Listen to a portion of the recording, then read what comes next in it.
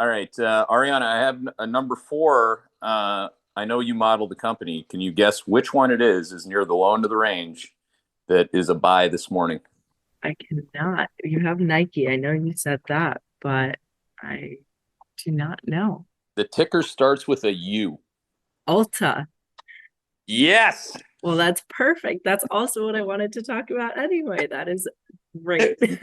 You see how the AI, I think your generation calls them vibes. I can be vibing. It's a bit of a dad joke, sounds like coming from me, but yeah, the AI is vibing, man. It's finding you. It's finding what you're going to talk about before you even spoke.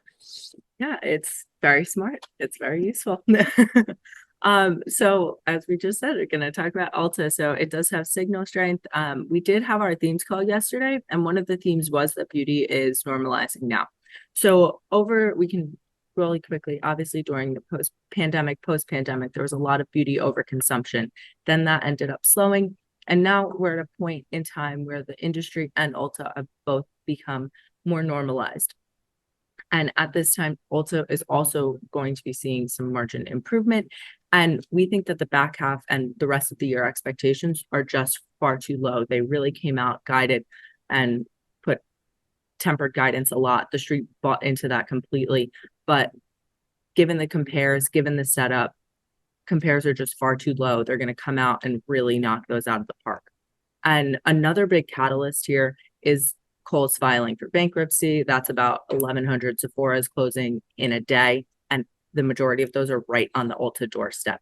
So we'll see that revenue end up going back to Ulta. Not completely, but when those Kohl's were opening, the Sephoras, we saw a negative impact for those Ulta locations. So now with those gone, we'll see a positive impact.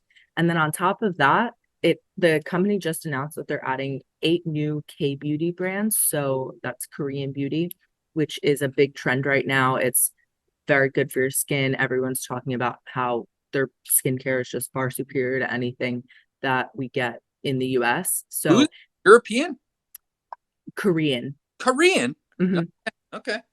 So they're adding these brands. So it'll definitely be a big help for Ulta. Every time they add new trending brands, we definitely see revenue growth there. So adding these 8 brands in store and online will just continue to help the comp and e-commerce business there. That then coupled with what Brian was talking about with them acquiring Space NK, the UK beauty-based retailer, and as well as them having joint ventures and partnerships opening in Mexico and the Middle East over the next 12 months, we're going to see this international growth as the US saturation has kind of reached its peak with about 1,400 stores. They can only add a couple hundred more. So this international leg of expansion will really be helpful for them as well as adding these new brands constantly that they're able to kind of tap into that innovation.